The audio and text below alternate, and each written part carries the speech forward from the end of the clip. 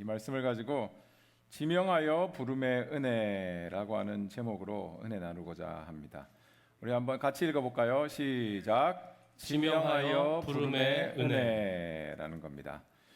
이사야서 43장은 그 배경이 우리가 좀 알고 있으면 더 은혜가 됩니다.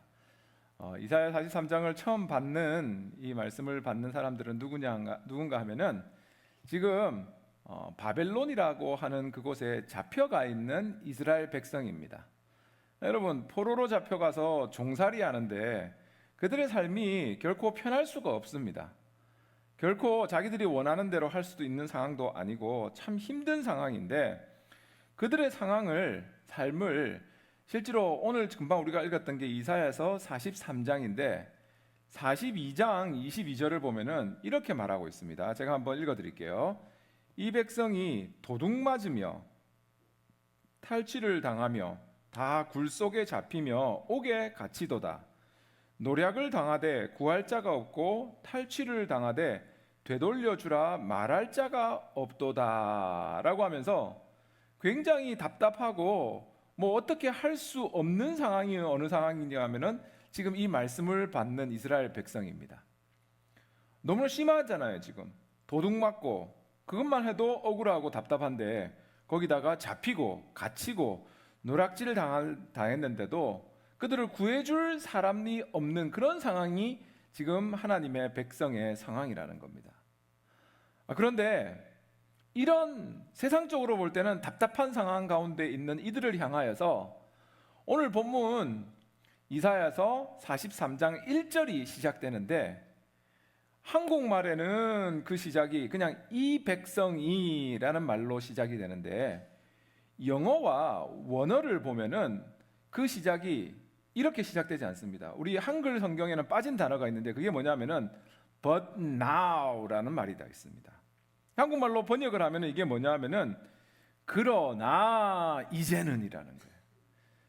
지금까지 사람들이 보기에 너 인생 가운데 도둑 맞고 잡히고 갇히고 노략질을 하고 너를 도와준 사람이 아무도 없었는데 그러나 이제는 이라고 하면서 이 이사야 43장을 시작하고 있는 겁니다. 제가 보기에 우리 인생 가운데 복음이 항상 시작될 때는 뭐로 시작되느냐 하면은 그러나라고 하는 이 단어로 시작되는 겁니다.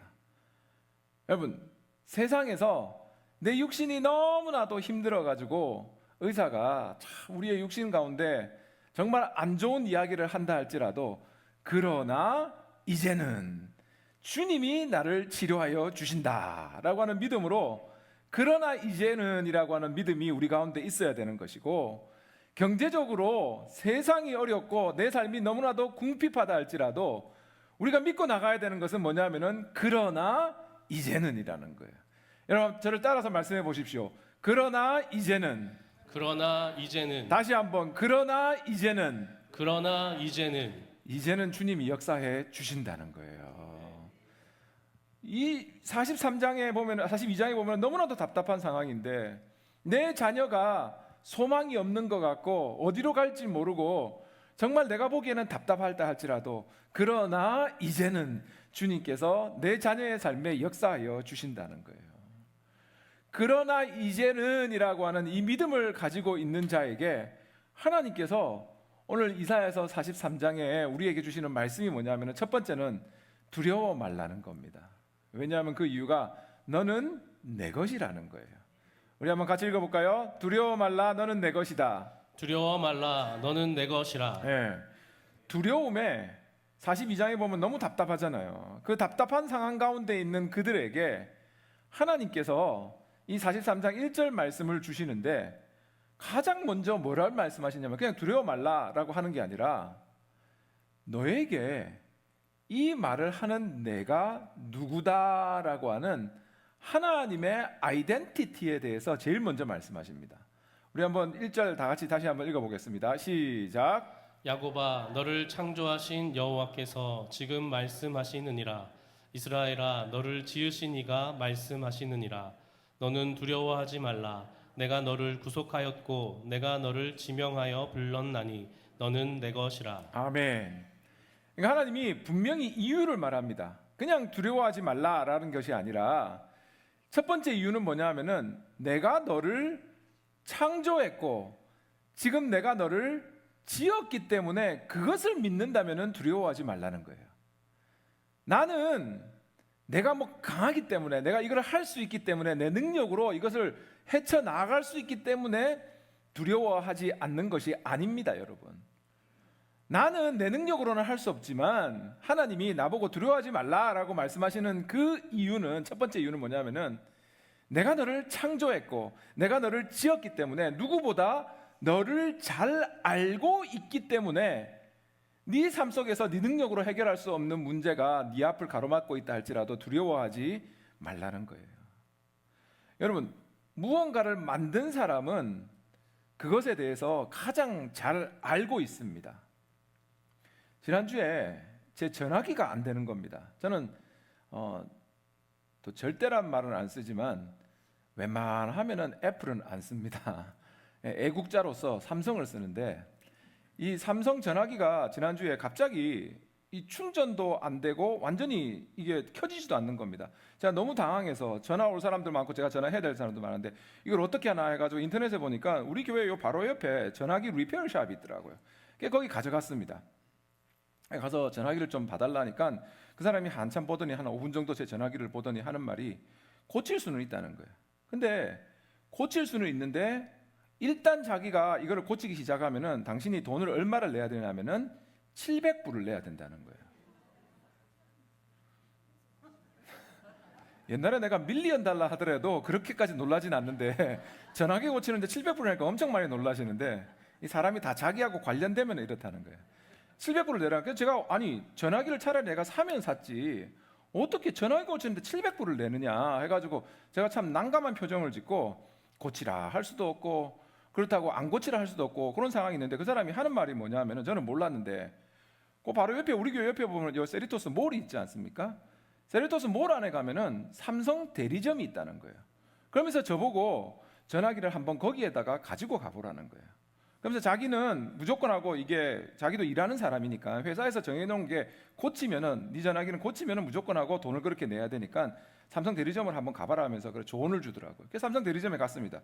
마침 사람이 없어가지고 제 거를 맡겼어요. 맡겨가지고 한번 확인해 달라 하니까 그 안에 있던 사람이 좀 기다려 달라 한 30분 정도 걸린다는 거예요. 이 다이어그노스를 하는데 30분 정도 있으니까 가지고 오더라고요. 아 근데 전화기가 켜져 있는 겁니다. 그리고 이제 안에 내용이 다 보이는 거예요. 나 너무 고마워가지고 내가 얼마를 지불해야 됩니까 하니까 그 사람이 하나도 돈을 안 내도 된다는 거예요. 내가 너무 고마워가지고 그러면 문제가 뭐였습니까? 라고 하니까 그냥 전화기가 업데이트되는 과정 가운데서 그 안에 있는 영어로 말하면 소프트웨어 글리치라는 거예요. 소프트웨어가 서로가 이게 안 맞아가지고 그렇게 완전히 그냥 셧다운 됐던 거라는 거예요. 삼성 전화기를 여러분 삼성에서는 아는 거예요.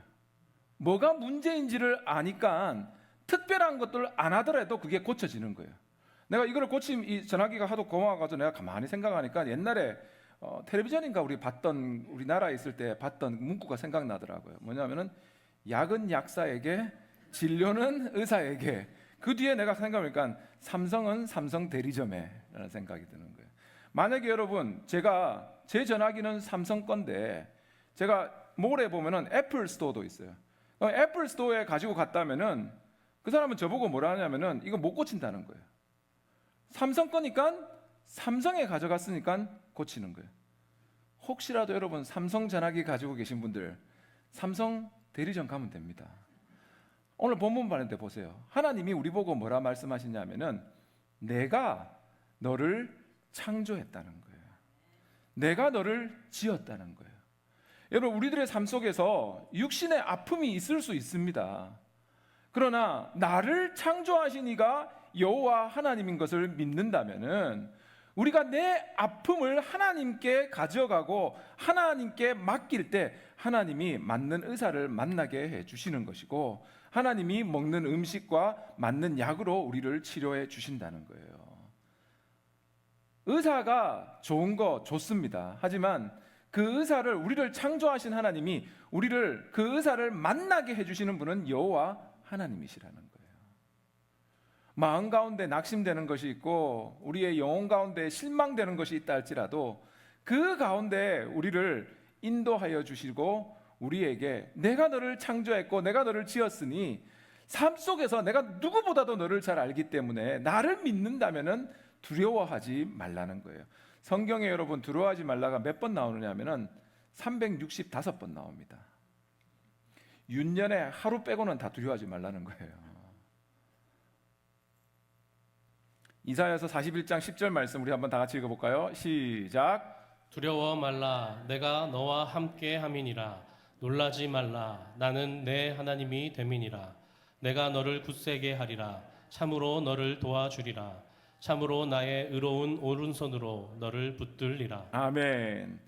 우리를 창조하신 하나님이, 우리를 지으신 하나님이 두려워 말라라고 말씀하시는데 그 뒤에 1절 말씀을 보십시오. 하나님이 추가해서 말씀하시는 것이 있습니다. 왜 두려워하지 말랴? 창조만 하고 지은 것뿐만 아니라 내가 너를 구속하였고 너를 지명하여 불렀다는 겁니다.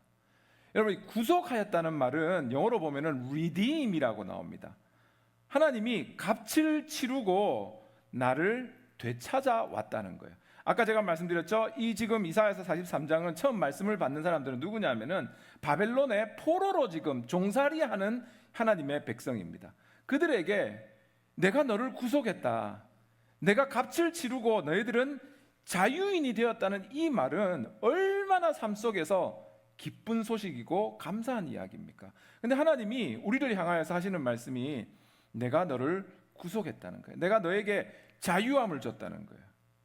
그리고 나서 하시는 말씀이 뭐냐면 내가 너를 지명하여 불렀다라고 하는 이 말은 내가 내 이름을 부르며 불렀다는 거예요. 지명이라고 하는 것은 이름을 부른다는 거예요.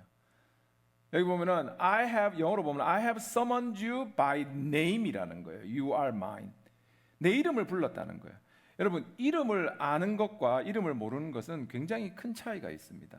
우리가 세상 가운데서 이름을 아는 꽃은 절대로 우리가 무시하지 않습니다.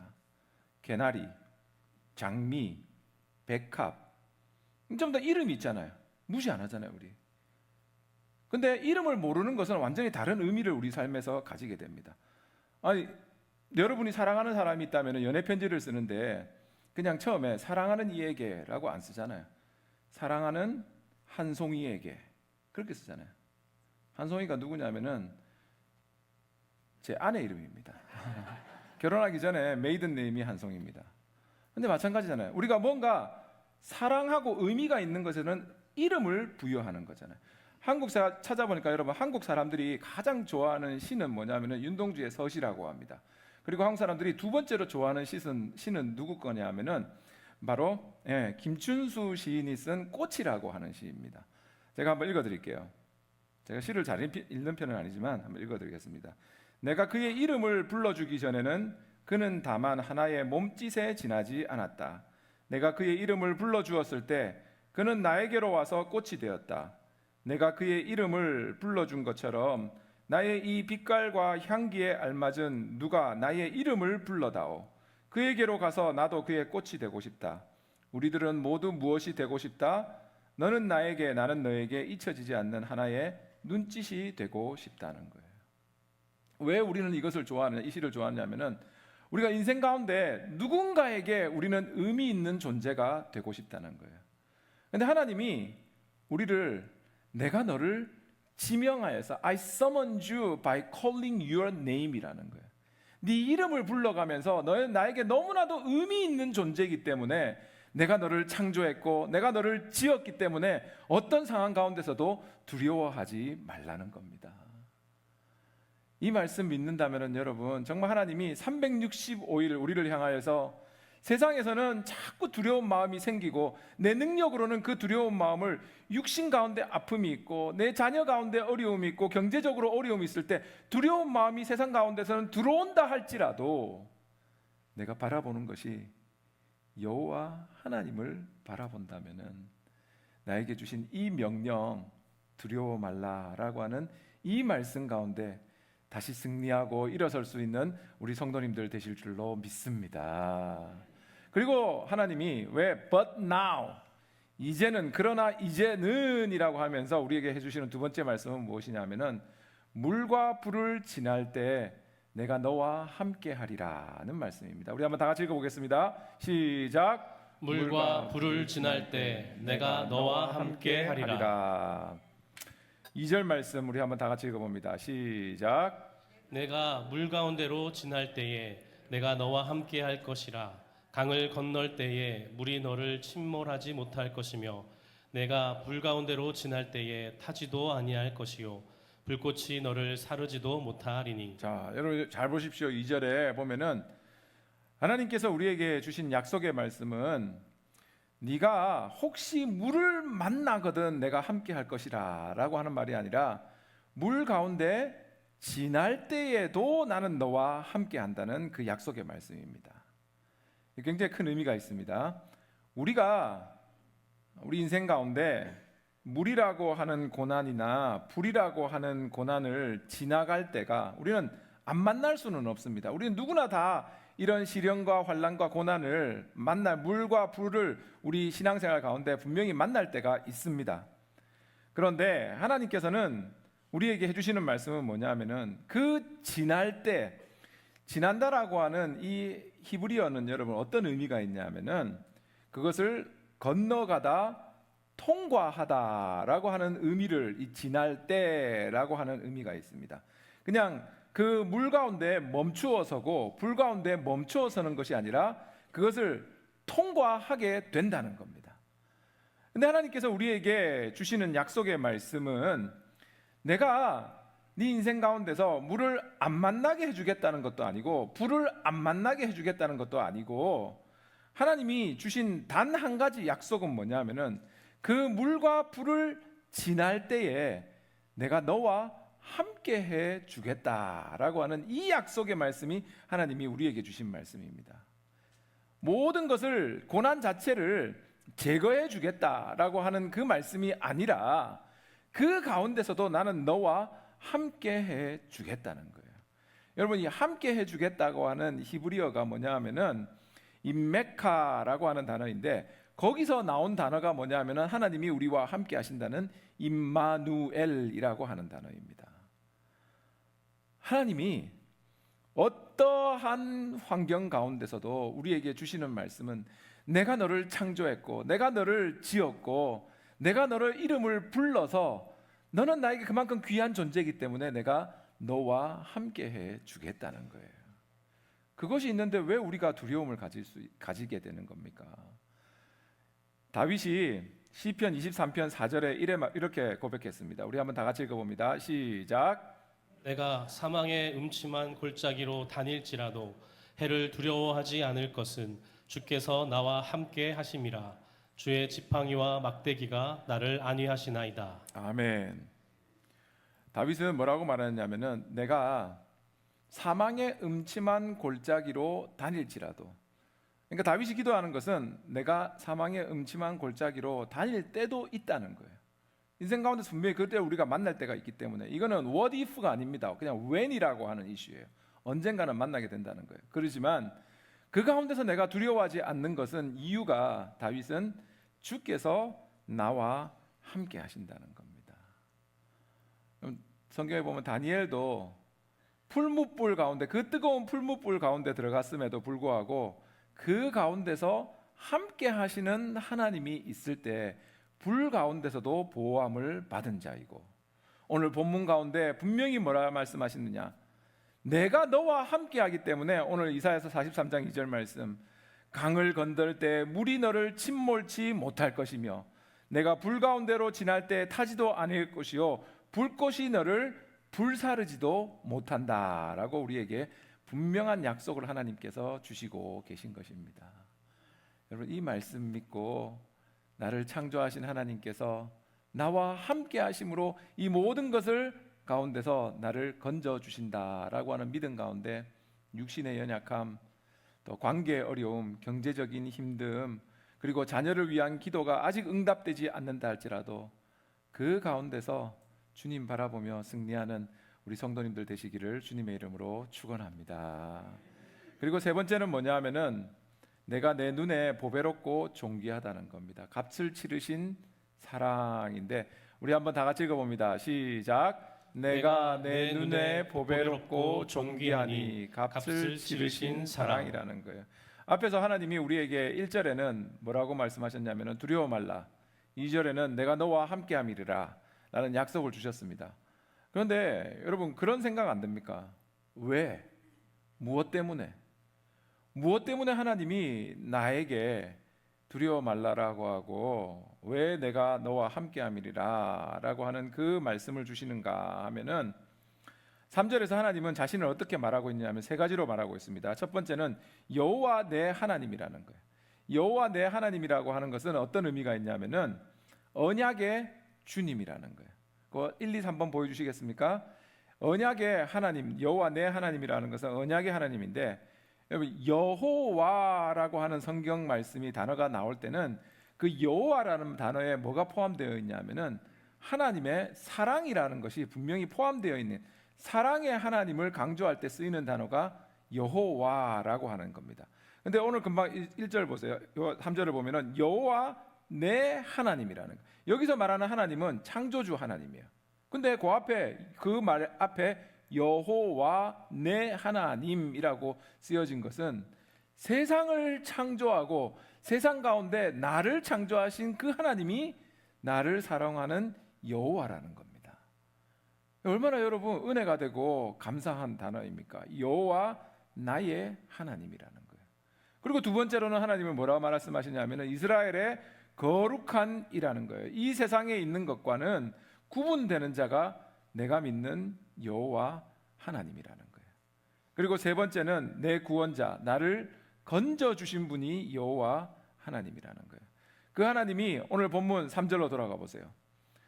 그분자니 나의 구원자인데 어떻게 해주셨느냐? 내가 애굽을 너의 속량물로 구스와 스바를 너를 대신하여 주었노라라고 말씀하십니다. 여러분 애굽은 나라고 구스도 이디오피아고 스바도 지금 예멘이라고 하는 큰 나라입니다. 근데 하나님이 우리에게 주시는 약속의 말씀은 뭐냐면은 너를 대신하여서 이 나라와 민족을 속량물로 대신 줄 정도로 너는 나에게 귀한 존재라는 거예요. 그러면서 그 하나님이 얼마나 나를 귀하게 여기시는가 하는 그 하나님의 마음을 4절에 표현합니다. 4절을 우리 다 같이 읽어볼게요. 시작. 내가 너를 보배롭고 존귀하게 여기고 너를 사랑하였은즉 내가 사람들을 주어 너를 바꾸며 백성들로 내 생명을 대신하리니. 아멘. 나를 그 하나님께서는 뭐라고 말씀하시냐면은 너무나도 보배로운 존재이고 존귀한 존재라는 겁니다. 보배라고 하는 것은 여기 문자적으로 정말 값이 비싸고 귀하다라는 의미가 있는 것이고 우리를 보고 보배로운 존재, 그리고 여기서 존귀하게 여긴다라고 하는 그 원어의 뜻은 뭐냐면은 무겁다는 거예요. 그러니까 세상이 우리를 볼 때 가볍게 여기고 아무 의미가 없는 그런 존재로 세상은 우리를 본다 할지라도 하나님이 우리를 보실 때 어떤 존재로 보냐 하면은 정말 보배롭고 존귀하고 정말 가볍게 버려도 되는 존재가 아니고 하나님께서 함부로 다룰 수 없을 만큼의 무게 있는 존재로 하나님은 우리를 바라보고 계신다는 겁니다. 내가 거울을 보면서 내 모습을 볼 때도 나는 보배롭게 보이지 않고 존귀롭게 보이지 않는 때가 있는데 하나님은 여기서 이 단어의 시제가 보배롭고 존귀하게 여긴다라고 하는 이 시제가 무슨 시제냐면은 완료형입니다.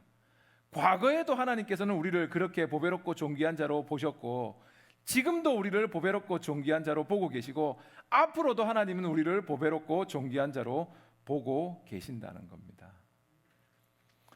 여러분 너무나도 우리가 귀한 존재이기 때문에 하나님께서는 그 아들 예수 그리스도를 이 땅 가운데 우리를 위하여서 보내어 주셨고 그 주님이 십자가에서 우리를 대신하여 죽으심으로 임마누엘 하나님이 우리와 함께 하심이니라 라고 하는 그 사랑을 예수 그리스도를 통하여서 우리에게 보여주셨고 예수 그리스도가 십자가에서 우리를 대신하여서 피 흘려 죽으심으로 우리를 redeem, 우리를 다시금 구속하여 주시고 우리에게 자유함을 주신 분이시고 그리고 예수 그리스도가 이 땅 가운데서 우리가 지나야만 하는 그 물과 불, 마지막에는 죽음까지도 지나시면서 내가 먼저 이 모든 것을 경험했기 때문에 나를 믿고 나아가는 너에게 이 모든 것 가운데 but now, 그러나 이제는 내가 너의 삶에 동행하여 주는 은혜를 임하게 해주겠다는 약속의 말씀을 하나님께서 우리에게 주신 것입니다. 이 땅 가운데서 우리가 물과 불을 항상 피할 수만은 없습니다. 그러나 내 인생 가운데 육신의 아픔과 환난과 마음의 어려움과 자녀와 경제적인 것이든지 아니면은 미국에서의 신분에서든지 어떠한 어려움이 있다 할지라도 그 가운데 하나님이 우리에게 주신 이 말씀, 두려워 말라. 너는 내가 값을 주고 되찾은 나의 백성이다, 나의 자녀이다 라는 그 말씀 가운데 내가 항상 너와 함께하고 세상에서 너를 뭐라 말한다 할지라도 너는 나에게 보배롭고 존귀한 존재다 라고 하는 이 말씀 가운데 날마다 다시 일어서며 승리하는 우리 성도님들 되시기를 주님의 이름으로 축원합니다.